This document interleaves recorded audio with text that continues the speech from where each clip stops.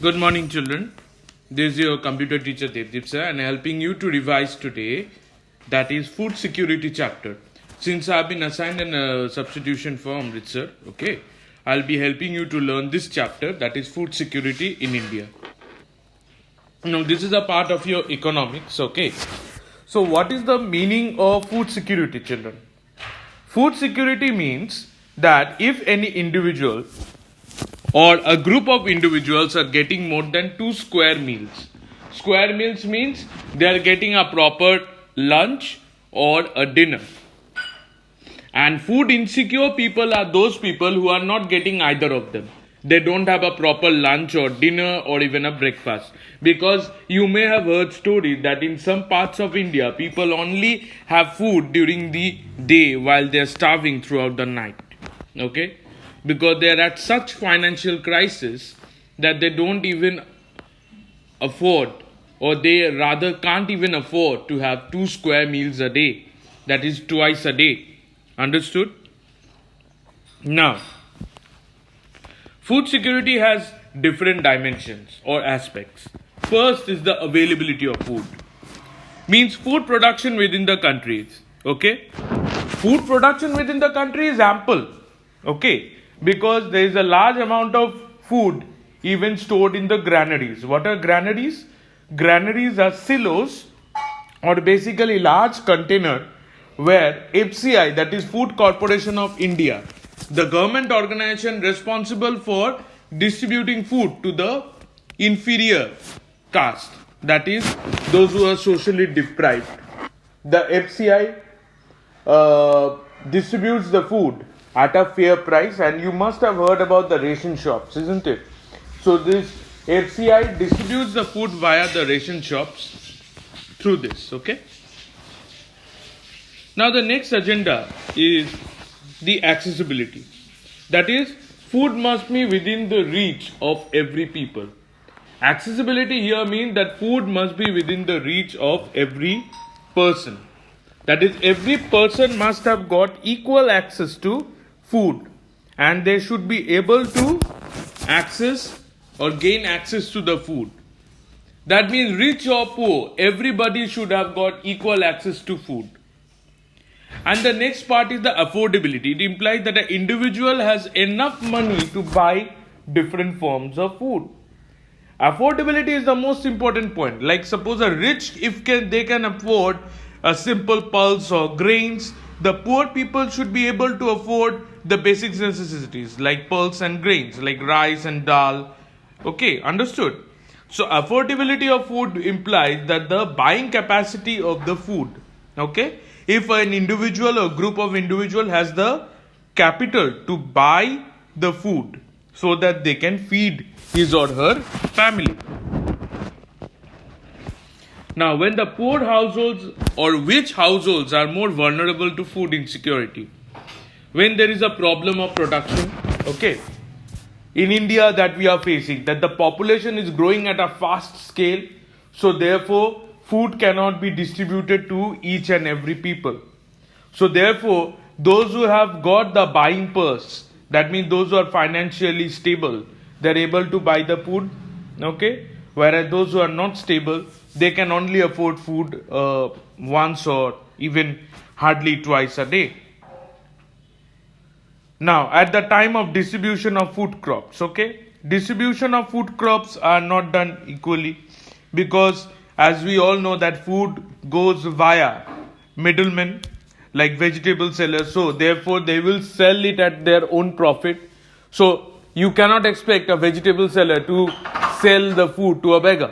He can only sell it to that person who is paying him well enough. Okay. The food security depends upon the PDS, Public Distribution Service, or the system. As I told you about, the ration shops are a part of this public distribution system or PDS. Okay. What happens? We all are having a ration card. Now that ration card are of two types. If it is a blue card, that means you are an APL. Okay, that is above poverty level. And BPL are the ones that are the food insecure people, those who cannot afford it. So they get a red color ration card, okay, under the PDS system. So they will go to the ration shop showing their card, and they will get the grains, pulses, oil, sugar at fair prices. That means lower than the MRP, so that they can afford it easily. Who is giving that facility? The government is giving that. Okay. Now government also set up vigilance or action system. Why they have set up this action system? So that monitoring can be done properly. So that monitoring can be done easily, that who is using what food grains, how they are using it. Okay. So security is also have been maintained very nicely. That is, you will find here stories where the ration dealers are doing any form of scams. Okay. They are doing adulteration, mixing oil with water. So government has set up vigilance wings so that they can monitor that this food, be it oil, sugar, grains, pulses, are distributed to this insecure people at the proper way. That is, no adulteration, no such scams are done. Okay. In 1995, the World Food Summit clearly mentioned that who are the food insecure people. That is, the individual, household, regional, national or global level exists when all people at all times have sufficient and safe, nutritious food to meet their dietary needs. So, we can say that everybody is food secure when any citizen, any global citizen of a nation, of a community, of the world have the capacity to meet their dietary requirements. Okay. When they are not malnutrition, we can tell them that they are food secure. But do we find that in India? No. We see majority of the population are malnutrition. Okay. So therefore there are many people who are still food insecure. They are not getting good balanced diet so that they can fulfill their dietary needs. Now, who are the people who are food insecure and they do not get proper amount of dietary requirements? The worst affected are the landless people, those people who do not have their own lands to cultivate. So therefore they cannot even cultivate their lands and feed their family. They have to depend upon the daily wages. Traditional artisans who are working under some artisan, you can say, that is secondary workers.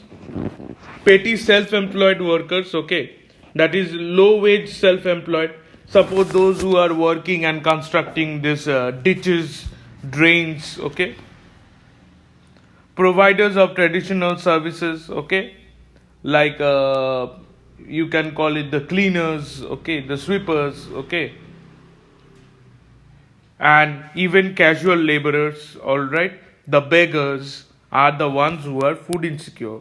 And also remember, the number of members in the family can also result in a food insecurity. For example, if you are working as a casual laborer, you hardly get a wage of about 500 to 700, but the number of members in your family is 10. So eventually you cannot fulfill the dietary requirements at just 550 to 600 rupees. So eventually they would end up getting food insecure. Understood? So that's all. I hope you have understood the first bits of the chapter. Rest of the chapter will be explained by Amrit sir. Okay. So just go through this and I hope you have understood it. Okay. Thank you.